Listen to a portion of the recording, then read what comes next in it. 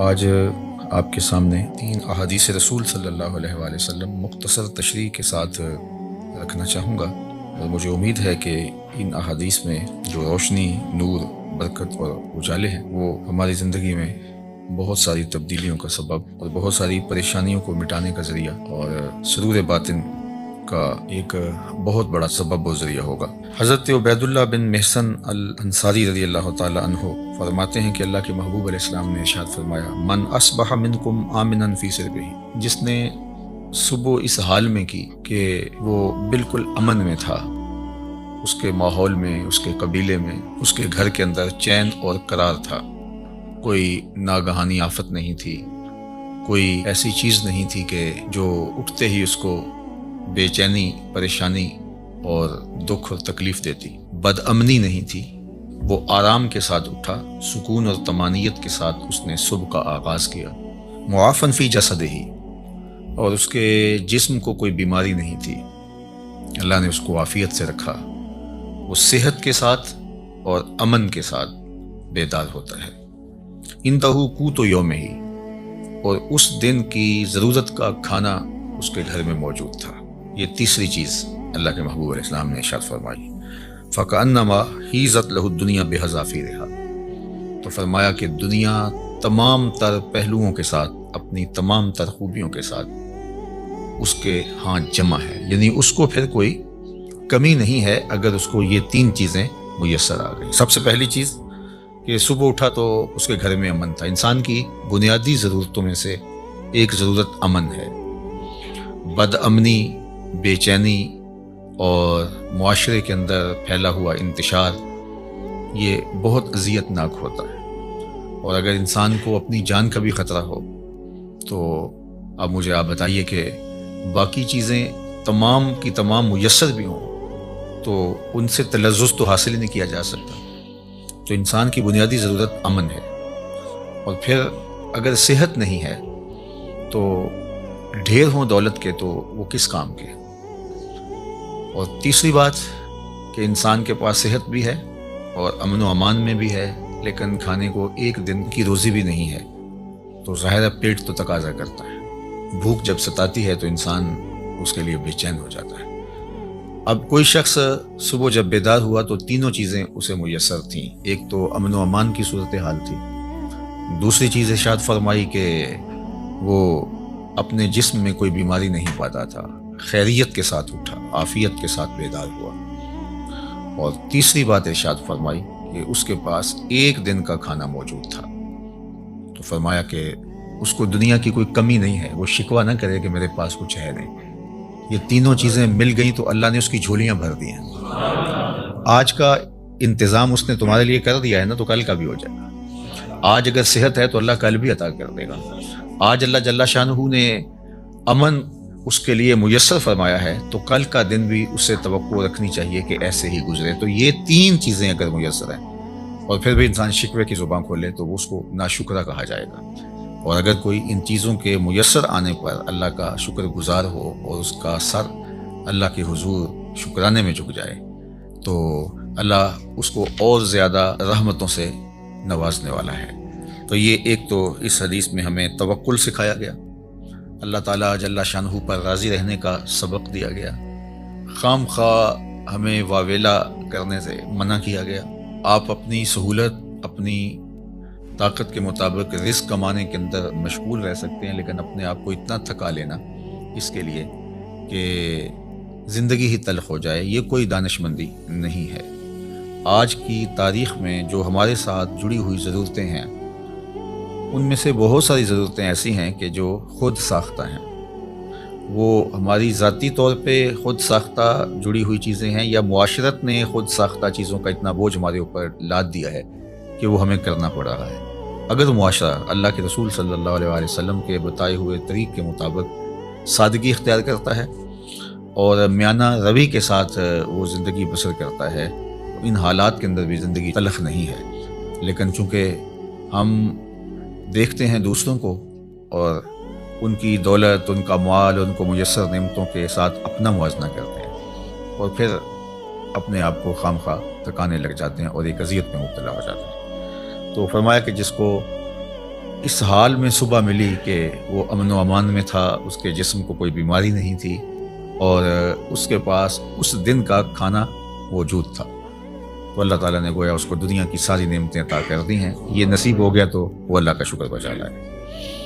حضرت عبداللہ بن عمر بن عاص رضی اللہ تعالیٰ عنہ سے مروی ایک روایت جو امام مسلم نے اپنی سند کے ساتھ روایت فرمائی ہے کہ ان رسول اللہ صلی اللہ علیہ وآلہ وسلم قال، اللہ کے محبوب علیہ الصلوۃ والسلام نے ارشاد فرمایا، قد افلح من اسلم، فلاح اس نے پائی جس کو اسلام کا نور نصیب ہو گیا۔ سب سے بڑی دولت جو ہمیں اس دنیا کے اوپر عطا کی گئی ہے وہ ایمان کی دولت ہے، اور سب سے بڑی دولت جو ہمیں آخرت میں عطا کی جائے گی وہ دیدار الہی ہے۔ جو اس دنیا میں اسلام سے، ایمان سے محروم رہا تو وہ حقیقی محروم ہے۔ ہوا میں اڑے، چرخ پہ جھولے، دنیا کی ساری مال و دولت کا مالک بن جائے اور عالی منصبوں کے اوپر فائز المرام رہے، دنیا اس کو سیلوٹ کرے، عزت وقار کی مسند پہ بیٹھا ہو، دنیاوی اعتبار سے وہ ہواؤں میں اڑتا پھرے، لیکن اگر اس کا سینہ ایمان کے نور سے خالی ہے، کوڑی مول نہیں اس کا، تو سب سے بڑی دولت اس دنیا کے اوپر جو حضرت انسان کو دی گئی ہے وہ اسلام ہے، ایمان کی دولت ہے۔ تو اللہ کے محبوب نے فرمایا قد افلح من اسلم، فلاح اس نے پائی جس کو اسلام مل گیا۔ اللہ اکبر۔ یہاں لفظ جو استعمال کیا گیا ہے وہ افلح ہے، یعنی وہ کامیاب ہوا۔ فلاح کا لفظ جو ہے یہ بہت جامع لفظ ہے، اور ہم سب لوگ اس لفظ سے اچھی طرح آگاہ ہیں، شناسا ہیں۔ ہر روز ہمیں ہر نماز کے لیے پکاری گئی اذان میں 2 مرتبہ دعوت فلاح دی جاتی ہے، حی علی الصلاۃ، حی علی الفلاح۔ تو ہمیں کامیابی کی طرف بلایا جاتا ہے، اور فلاح دنیا اور آخرت دونوں جہانوں کی کامیابی کے لیے بولا جاتا ہے۔ تو دنیا میں بھی وہ سرخرو اور کامیاب ہو گیا، اور آخرت میں بھی سرخرو اور کامیاب ہو گیا۔ کون؟ جس کو اسلام کا نور دیا گیا۔ اور اس کے مقابلے میں کافر نقصان میں ہے، اس نے فلاح نہیں پائی، چاہے اس نے دولت کے جتنے مرضی ڈھیر جمع کر لیے، تو وہ خسران میں ہے، فلاح میں نہیں ہے۔ وَكَانَ رِزْقُهُ كَفَافًا، ایک تو اس کو اسلام ملا، اور دوسرا اس کے پاس گزارے کا رزق میسر تھا، اس کی ضرورت اس سے پوری ہو رہی تھی، وہ فاقوں سے مر نہیں رہا تھا، اس کی ضرورتیں پوری ہو رہی تھی، اس کا بدن برہنہ نہیں تھا، بدن ڈھانپنے کے لیے کپڑے میسر تھے، پرانے سے ہی، بہت مہنگے نہیں، واجبی سے ہی صحیح، اس کو جو ضروریات زندگی ہے وہ میسر ہیں، اور گزارے کا رزق اللہ تعالیٰ نے اس کو عطا کر دیا ہے۔ یہ 2 چیزیں، اسلام کی دولت اور گزارے کا رزق۔ اب تیسری بات کیا فرمائی؟ وَقَنَّعَهُ اللَّهُ بِمَا آتَاهُ، اللہ جل شانہ نے اس کو یہ جو عطا کیا ہے اس پر وہ مطمئن ہے، اور اس پر وہ قناعت کرتا ہے، اس پر وہ راضی ہے کہ مالک تو نے مجھے جس حال میں رکھا ہے میں واہ واہ خوش ہوں اس پر۔ اللہ اکبر۔ تو ایسا شخص کامیاب ہو گیا، یعنی ایمان کا نور نصیب ہے، اسلام کی دولت میسر ہے، اور ضرورت کی روزی اس کو نصیب ہو جاتی ہے، اور اس پر وہ راضی بھی ہے، اس پر وہ قانع بھی ہے، خوش ہے کہ مالک میں تیری تقسیم پہ راضی ہوں۔ اللہ سے زیادہ کی اگر وہ طلب کرے اور کوشش اور سعی کرے تو شریعت اس سے بھی نہیں روکتی، لیکن جتنا اس نے عطا کر رکھا ہے اس میں بھی تو راضی رہے، اس پہ بھی تو خوش رہے۔ اگر نہیں خوش رہے گا تو کیا کرے گا؟ اللہ نے تو جو مقسوم اس کے لیے کیا ہے، جو لکھا ہے وہی ملے گا اس کو، تو اب وہ الٹی چھلانگے بھی لگائے تو کچھ نہیں کر سکتا۔ تو وہ کوشش کرے، اللہ سے دعا مانگے، اس کی ضرورتیں بڑھ رہی ہیں تو وہ کہے مالک میری ضرورتیں بڑھ رہی ہیں تو مجھے اس کے لیے اپنی جناب سے رزق بھی وسیع عطا کر دے، اس میں کوئی حرج نہیں ہے، اس کے لیے اپنے کام کو، کاروبار کو پھیلانے کی سعی کرے، کوشش کرے، لیکن اپنے اوپر مسلط نہ کر دے۔ یہ اس کے ذہن، دل، دماغ میں ہونا چاہیے کہ مالک جہاں تو مجھے رکھے گا میں رہوں گا وہاں راضی، لیکن تو کرم کر کے مجھے اور زیادہ عطا کر دے۔ تو پھر وہ جس حالت میں ہے اس حالت میں بھی خوشی کے ساتھ زندگی بسر کر رہا ہوگا، اور اللہ اس کی حالت اگر بہتر فرما دے تو اس میں بھی اس کو خوشی اور شکر کی کیفیت نصیب ہوگی۔ اور اگر وہ قناعت کا نور نہیں پائے گا تو وہ جس حالت میں ہے اس حالت کے اندر بھی وہ دکھی، پریشان، ہر وقت ٹینشن میں ہوگا۔ اور اگر اس کو زیادہ بھی عطا کر دیا گیا تو یہ جو بیماری اس کو لگ گئی، ناشکری کی، ہر وقت عدم اطمینان کی، وہ آگے چلا گیا، میں بہت پیچھے رہ گیا ہوں، تو آگے تو بہت سارے لوگ ہیں، تو وہ کبھی بھی اس مرض سے چھٹکارا نہیں پا سکے گا۔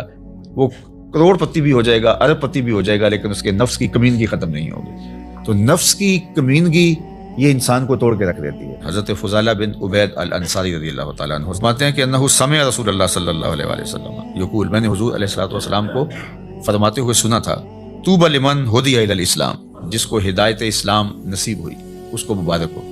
ایک تو طوبہ سے حضور نے مبارک دی، اور شارحین نے لکھا ہے کہ طوبہ جنت کا درخت بھی ہے، تو حضور نے فرمایا اس کو جنت کا وہ درخت نصیب ہوگا۔ اور جنت کا درخت کوئی ان درختوں کی طرح تھوڑا ہے کہ ایک جگہ پہ ہو اور تھوڑا سا سایہ ہو۔ جنت کے درختوں کے اتنے لمبے اور گھنے سائے ہیں کہ سواری کے اوپر بیٹھ کے کوئی چلے 500 سال تک چلتا رہے تو سایہ ختم نہ ہو۔ تو جس کو جنت میں ایک درخت بھی مل گیا تو اس کو جاگیریں مل گئیں، اللہ اکبر، اور جس کو پھر باغات ملیں گے تو اس کی پھر کیا نعمتیں ہیں۔ تو حضور نے فرمایا طوبہ، یعنی ایک تو اس کو جنت کا درخت طوبہ نصیب ہو، یا پھر اس کو مبارک ہو لمن ہدی الی الاسلام، جس کو ہدایت اسلام دی گئی۔ وکانا عیشہ کفافن، اور اس کی زندگی کفایت کی تھی، جو ضرورت تھی اس کی وہ ہی پوری ہو رہی تھی، بس گزارا ہو رہا تھا، محتاج نہیں ہوا تھا، کسی کے آگے ہاتھ پھیلانے کی نوبت نہیں آئی تھی، لیکن بہت زیادہ بھی نہیں تھا، بس گزر اوقات ہو رہی تھی۔ وقنّع، اور اس پہ وہ مطمئن بھی تھا۔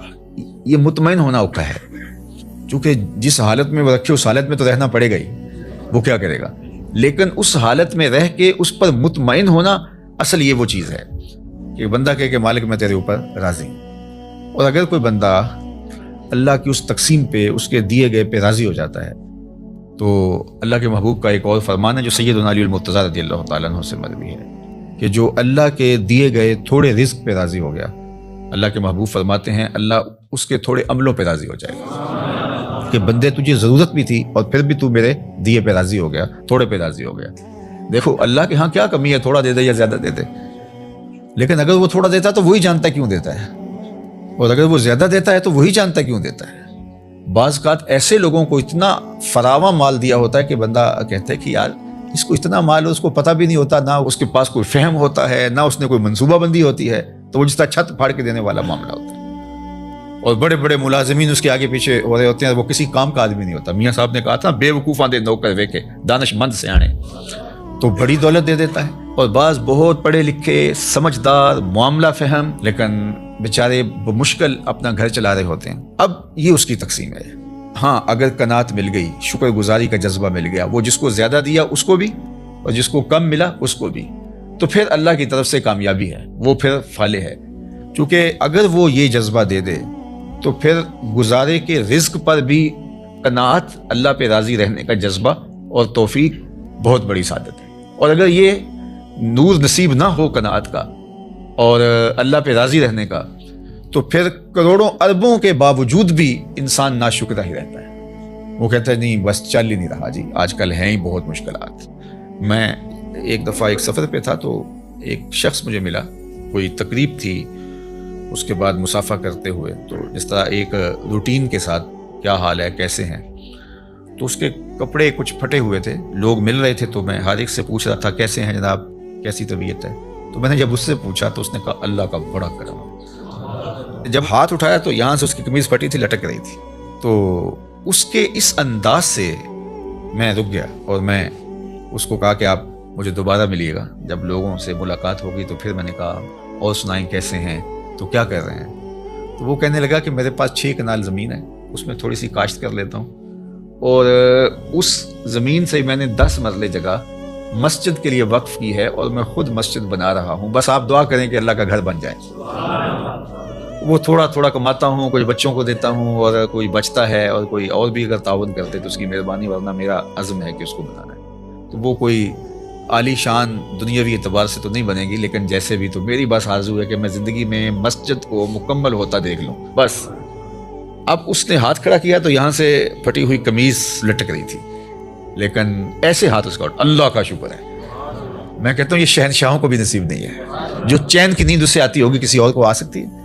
تو اللہ پہ اگر آپ راضی رہنا سیکھ جائیں تو پھر جس حالت میں ہوں گے تو اللہ آپ سے راضی ہو جائے گا، اور اگر نہیں سیکھیں گے تو اربوں خربوں کے بعد بھی وہ بعض کروڑ پتی، ارب پتی ان سے رواجن نہیں پوچھتے ہیں جناب کیسے حال ہے، وہ کہتے ہیں چل ہی رہا ہے، اور وہ کہتے ہیں اللہ کا فضل ہے۔ تو اس کے چہرے کے اوپر پھیلی ہوئی خوشی، اس کی جو باڈی لینگویج ہے وہ بتا رہی ہے کہ یہ شخص کتنا خوش ہے اپنے رب پہ۔